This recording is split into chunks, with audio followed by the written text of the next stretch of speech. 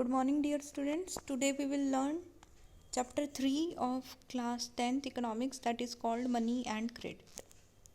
Money as a medium of exchange. इसमें हम money के बारे में पढ़ेंगे, क्रेडिट के बारे में पढ़ेंगे और मनी को हम कैसे एक्सचेंज कर सकते हैं अगर हमें कोई भी चीज़ खरीदनी है। मनी जो है वो हम अपनी एवरीडे लाइफ में बहुत यूज़ करते हैं, हमारा पार्ट है वो। आप अगर अपने आसपास भी देखेंगे तो आपको पता चलेगा बहुत सारी ऐसी ट्रांजैक्शन है जो बिना मनी के नहीं हो सकती। हम रोज़ मनी का यूज़ करते हैं।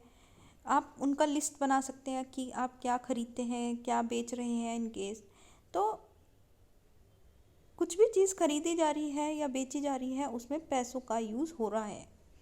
तो कुछ ट्रांजैक्शन में, सर्विस में, वो सब किस चीज़ के लिए एक्सचेंज की जा रही है? मनी के लिए वो करी जा रही है। तो कुछ के लिए ये एक्चुअल ट्रांसफ़र ऑफ मनी आज नहीं हो सकता, जैसे हमने कहीं से उधार में लिया है, लेकिन हम प्रॉमिस कर सकते हैं उस इंसान को कि हम फ्यूचर में उसको इतने पैसे देंगे, ठीक है। तो पर ट्रांजैक्शन वो पैसे को सोच के ही हो रही है, ठीक है। आपने कभी सोचा है कि पैसे से ही हम कोई ट्रांजैक्शन क्यों करते हैं? इसका ये बहुत सिंपल है। क्यों? क्योंकि एक इंसान जो पैसा अपने हाथ में रखता है वो कुछ भी खरीद सकता है ईजिली, ठीक है। कोई भी कमोडिटी या सर्विस, ठीक है, जो भी उस इंसान को चाहिए। तो और सबको क्या चाहिए कि मैं पैसा पेमेंट में लूँ, ठीक है। मैं कोई भी सामान के बदले सामान ना लेके मुझे पैसे दे दी जाए, ठीक है। और फिर उसी पैसे से मैं जो चाहूँगा मैं वो खरीद सकता हूँ, ठीक है। जैसे शूज़ मैन्युफैक्चरर है, वो क्या चाहेगा कि मैं शूज़ बेच दूँ अपने और क्या खरीद लूँ? वीट खरीद लूँ। तो पहले वो क्या करेगा? अपने शूज़ एक्सचेंज करेगा, पैसे पाएगा उससे, और फिर अपने पैसे जो हैं वो वीट वाले को दे देगा और वीट खरीद लेगा, ठीक है।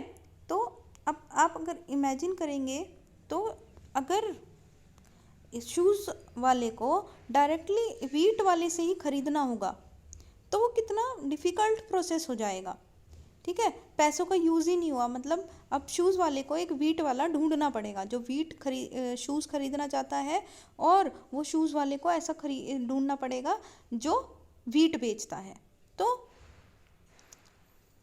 तो उसे ये सब तो, लेकिन यहाँ पे क्या है कि एक प्रॉब्लम आती है, वो है डबल कोइंसिडेंस ऑफ वांट, कि उन दोनों के पास जो सामान है, जैसे उसके एक के पास शूज़ है, दूसरे के पास वीट है, तो दोनों को एक दूसरे का सामान चाहिए ही होगा। मतलब एक को वीट चाहिए होगा, एक को शूज़ चाहिए होगा दूसरे से। तो यहाँ पे डबल कोइंसिडेंस ऑफ वांट की प्रॉब्लम आ जाती है। तो मतलब एक इंसान को जो चाहिए वो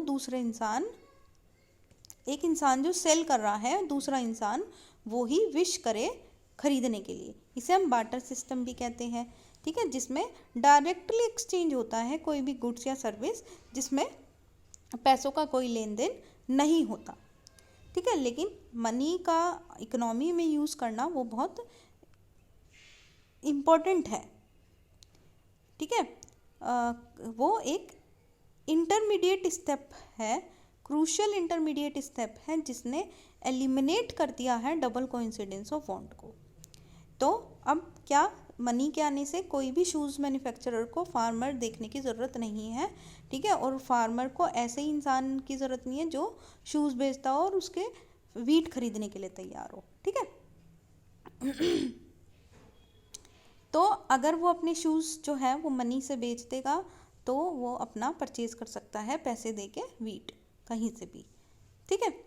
तो मीडियम ऑफ एक्सचेंज क्या होता है? Money act as a intermediate मतलब बिचौलिए का काम कर रहा है, इंटरमीडिएट मीडियम का एक काम कर रहा है इस एक्सचेंज प्रोसेस में, इसलिए उसे मीडियम ऑफ एक्सचेंज भी कहते हैं, ठीक है। मॉडर्न फॉर्म्स ऑफ मनी, ठीक है, धीरे धीरे क्या होता जा रहा है, फॉर्म्स ऑफ मनी भी बदलती जा रही हैं।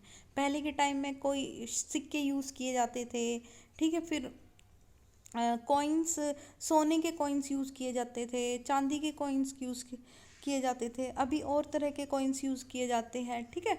और नोट भी यूज़ किए जाते हैं, डिजिटल करेंसी आने लगी है, एटीएम वगैरह आने लगे हैं, ये सब तरह के आने लगे हैं। ठीक है, मनी क्या करता है, as a medium of exchange काम करता है। ठीक है, कॉइन्स से आने से पहले ऑब्जेक्ट्स को एज अ कमोडिटी यूज़ किया जाता था बहुत पहले के टाइम पे। ठीक है, जैसे ग्रेन्स, कैटल, ये as a medium of exchange money की तरह यूज़ किए जाते थे। फिर उसके बाद metallic coin, gold, silver, copper coin, ये सब आने लगे। ठीक है, करेंसी, करेंसी क्या होता है कि मॉडर्न फॉर्म ऑफ मनी में हमारी करेंसी आती है, जैसे पेपर नोट, कॉइन।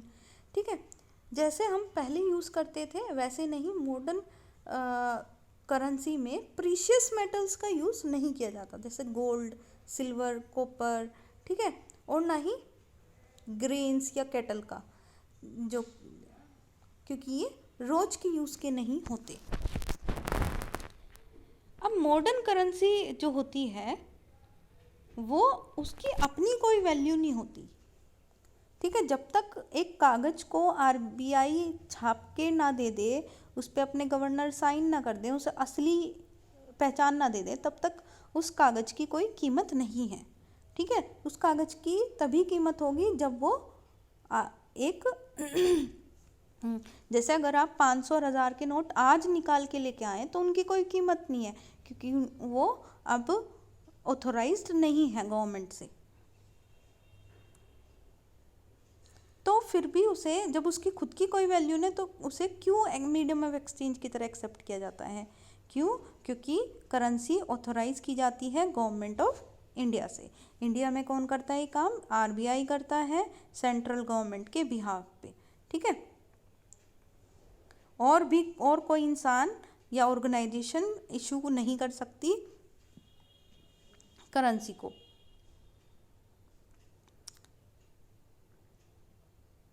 और लॉ ने लीगलाइज करा है कि रुपी को कोई भी इंसान रिफ्यूज़ नहीं कर सकता कोई भी ट्रांजैक्शन को सेटल करने में विद इन इंडिया। ठीक है, लीगली वो रिफ्यूज़ नहीं कर सकता अगर कोई भी पेमेंट रुपीज़ में हो रही है। हमारी करेंसी क्या है? इंडियन रुपी है, तो रुपी क्या है? वाइडली एक्सेप्टेड है as a medium of exchange. Next आता है डिपॉजिट विद बैंक। नेक्स्ट क्या है कि डिपॉजिट विद बैंक। लोग क्या करते हैं, लोगों को क्या होता है कि बस इतना ही पैसा चाहिए होता है जो वो अपनी डे टू डे की नीड पूरी कर लें। जैसे वर्कर जो है वो सैलरी हर महीने पाते हैं, तो उनके पास क्या होता है, कुछ एक्स्ट्रा कैश बन जाता है। तो क्या करें उसके एक्स्ट्रा कैश का? तो क्या कर सकते हैं, अपने नाम का एक अकाउंट खुलवाएंगे और बैंक में उसे जमा कर सकते हैं। बैंक क्या करता है, उसे एक्सेप्ट करेगा और थोड़ा सा इंटरेस्ट भी दे सकता है। तो क्या होगा, लोगों का जो पैसा है, एक्स्ट्रा पैसा जो है वो क्या हो सकता है, सेफली बैंक में डिपॉजिट भी होगा और उसके साथ साथ कुछ इंटरेस्ट भी मिल जाएगा। लोगों को इतनी फैसिलिटी भी दी जाती है कि वो जब चाहें अपना पैसा विड्रॉ कर सकते हैं, निकाल सकते हैं। ठीक है, डिमांड पे जो भी पैसा निकाला जाता है उसे हम डिमांड डिपॉजिट कहते हैं। ठीक है, एक और फैसिलिटी डिमांड डिपॉजिट देता है कि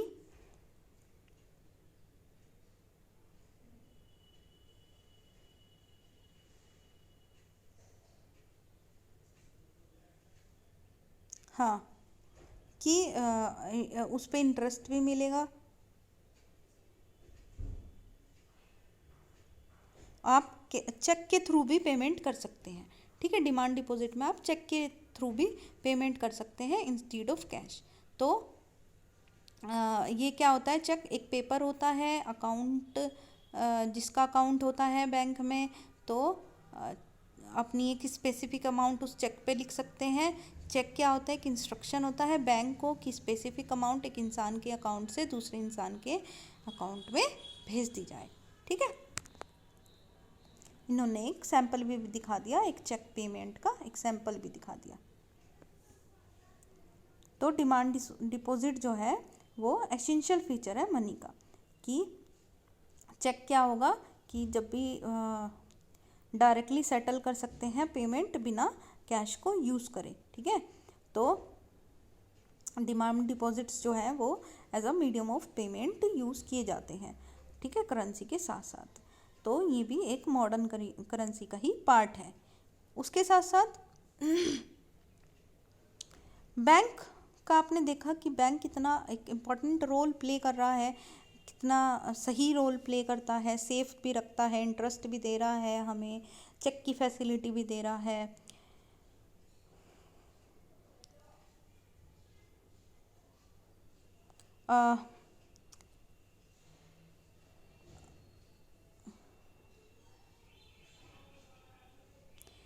अब क्या होता है कि करेंसी और डिपॉजिट्स जो हैं, करेंसी डिपॉजिट्स, नई नई तरीके की करेंसी वगैरह आने लगी है वो सब। ठीक है, तो इन्होंने क्या कहा कि you must remember that the role that bank plays here, but for bank there would be no demand deposit and no payment by cheque against this deposit. Bank में कोई भी डिमांड डिपॉजिट या चेक के through deposits नहीं किए जा सकते। ठीक है, अब क्या आता है, लोन एक्टिविटी क्या होती है बैंक की। एक छोटी सी स्टोरी पढ़ते हैं,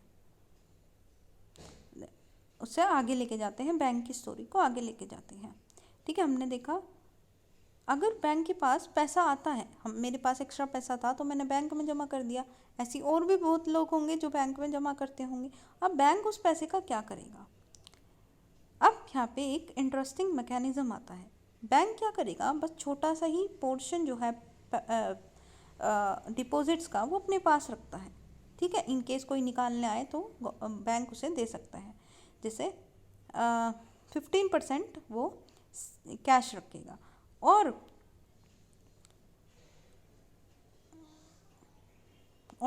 इसमें से ही जितना इन केस कोई भी लेने आता है अपना पैसा वो दे सकते हैं। ठीक है, किसी भी दिन में। तो ऐसा करते हैं कि एक दिन में सब लोग तो नहीं आते, सब अपना पैसा लेने तो नहीं आते, तो कुछ कुछ लोग ही लेने आते हैं, तो इस अकॉर्डिंग वो अपना लिक्विडिटी बना के रखते हैं।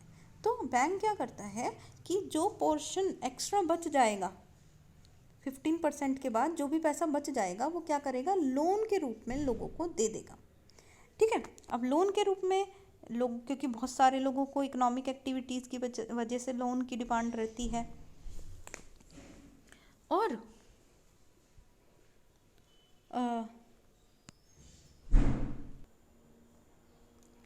हाँ, क्योंकि इकोनॉमिक एक्टिविटीज़ क्या है, बहुत ज़्यादा है, तो क्या करती है बैंक, जो भी एक्स्ट्रा अमाउंट होगा वो लोन के रूप में लोगों को दे देगी।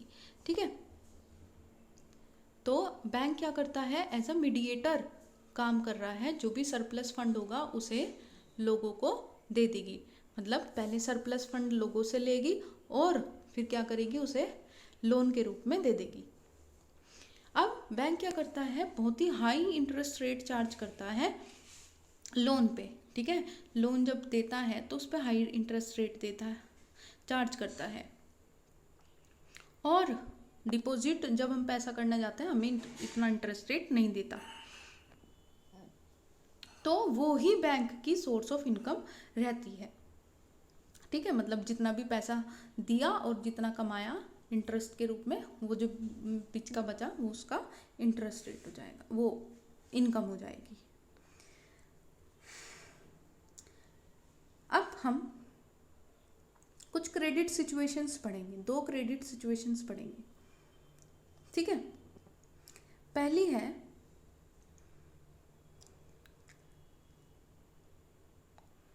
तो हमारी जो ट्रांजैक्शन होती है डेली की, कहीं ना कहीं उसमें क्रेडिट भी होता है, हम उधार भी वगैरह भी लेते हैं, लोन लेते हैं। ठीक है, क्रेडिट क्या होता है, लोन क्या होता है, एक एग्रीमेंट होता है जिसमें लेंडर सप्लाईज करता है बोरोवर को, with lender supplies the borrower with money, goods या सर्विस कुछ भी दे रहा है। ठीक है, मतलब लेंडर उसे कुछ देगा, बोरोवर को मनी दे रहा है, गुड या सर्विस दे रहा है, कि वो उसे प्रॉमिस कर रहा है और कह रहा है कि वो उसे पेमेंट करेगा, बोरोवर पेमेंट करेगा इन नियर फ्यूचर। ठीक है, कैसे हो सकता है? फेस्टिव सीजन दे रखा है एक कि 2 मंथ है आज से। शूज़ मैन्युफैक्चरर है एक सालिम, ठीक है, एक ऑर्डर मिला है उसे टाउन से 3000 पेयर ऑफ शूज़ बनाने का 1 मंथ के अंदर अंदर। तो अब सालिम को कुछ वर्कर्स भी हायर करने पड़े स्टिचेस पेस्टिंग काम के लिए और परचेज करना पड़ेगा रॉ मटेरियल। तो अब इन काम को एक्सपेंसेस को मीट करने के लिए उसने क्या करा, लोन ले लिया। 2 सोर्सेज से लोन लिया। देखो, पहला कि लेदर सप्लायर को कहा कि तुम लेदर अभी दे दो, मुझे लेदर अभी दे दो, और उसे कह दिया कि मैं तुम्हें फ्यूचर में पेमेंट कर दूंगा। मतलब उसे कह दिया कि लोन मैं तुम्हें फ्यूचर में पेमेंट कर दूंगा, अभी तुम मुझे उधारी में लेदर दे दो। सेकंड, ही ऑब्टेन लोन, और कैश के रूप में उसने लोन ले लिया, ठीक है, एडवांस पेमेंट के रूप में 1000 पेयर ऑफ शूज़ का, कि मैं जब डिलीवरी कि मैं डिलीवरी कर दूंगा होल ऑर्डर की इस मंथ के अंदर अंदर। तो सालिम डिलीवर कर पाया और प्रॉफिट भी कर पाया और रिपे भी कर दिया जो भी पैसा उसने बोरो करा था। तो सालिम ने क्रेडिट लिया जिससे वो अपनी जो भी कैपिटल मतलब जो भी पैसा उसे चाहिए था उसको पूर्ति करने के लिए, कैपिटल की वजह से ही, क्रेडिट की वजह से ही वो अपने एक्सपेंसेस प्रोडक्शन के या जो भी काम था अपने काम को पूरे करने के लिए और अपनी अर्निंग इंक्रीज करने में काम आया। तो यहाँ पे क्या है, क्रेडिट ने एक पॉजिटिव रोल प्ले करा है इसकी सिचुएशन में, ठीक है, वो अपना काम सही टाइम पे सही तरीके से कर पाया। यहाँ पे नेक्स्ट आता है एक स्वप्नास प्रॉब्लम। स्वप्ना क्या है, एक स्मॉल फार्मर्स है, वो क्या करती है, ग्राउंड नट उगाती है अपनी 3 एकड़ लैंड में। उन्होंने भी क्या किया, लोन लिया मनी लैंडर से जिससे वो अपने एक्सपेंसेस कल्टीवेशन, ठीक है, ये सब में पूरा कर पाए। वो क्या सोच रही है कि जब भी हार्वेस्ट होगी मैं अपना लोन पे कर देंगी, लेकिन क्या हुआ कि उनकी जो क्रॉप थी वो पेस्ट वगैरह जो थे उन्होंने ख़राब कर दी और उनकी क्रॉप फेल हो गई। स्वप्ना ने स्प्रे भी करा, ठीक है, एक्सपेंसिव पेस्टिसाइड करे, लेकिन कुछ नहीं हुआ। तो अब वो मनी लैंडर को अपना पे नहीं कर पाई और क्या हुआ कि डेप्ट जो है, जो उधारी थी वो और ज़्यादा बढ़ गई। तो नेक्स्ट ईयर उसे फ्रेश लोन लेना पड़ा और नॉर्मल क्रॉप हुई अगले साल, तो इतनी अर्निंग नहीं हुई कि वो अपना लोन पूरा कर पाए। तो वो एक डेप्ट ट्रैप में फंस गई। अब उसे क्या करना पड़ेगा, अपना एक piece of land money lender को बेचना पड़ेगा जिससे उसका लोन पूरा हो जाए। आप ये देखोगे कि रूरल एरिया में ज़्यादा डिमांड होती है क्रेडिट की, क्योंकि उन्हें क्रॉप प्रोडक्शन करना पड़ता है। तो cost of seed, fertiliser, pesticide, water, electricity, equipments वगैरह की ज़रूरत पड़ती है। तो और करीबन 3 से 4 महीने का टाइम होता है जब वो बाय करता है और जब अपनी सेल करता है क्रॉप को, ठीक है, इनपुट्स को बाय करता है और क्रॉप को सेल करता है। तो फार्मर्स लोन लेगा बिगनिंग में और फिर रिपे करेगा जब हार्वेस्ट होगी।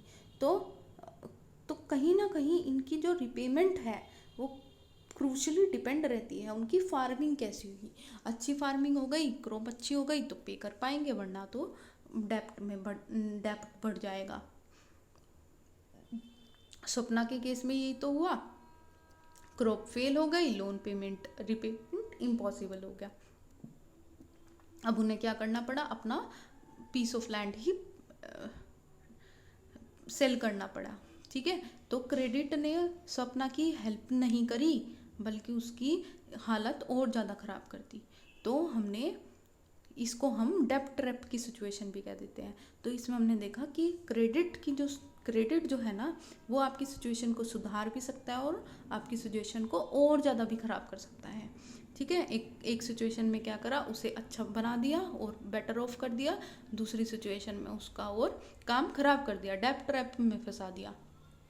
अब उसे अपना मतलब और सेम पोजीशन में भी नहीं रही वो पहले जैसे थी, बल्कि अपनी लैंड भी बेचनी पड़ गई, ठीक है। तो वो क्रेडिट अच्छा है बुरा है वो कहीं ना कहीं एक रिस्क पे डिपेंड करता है। ठीक है,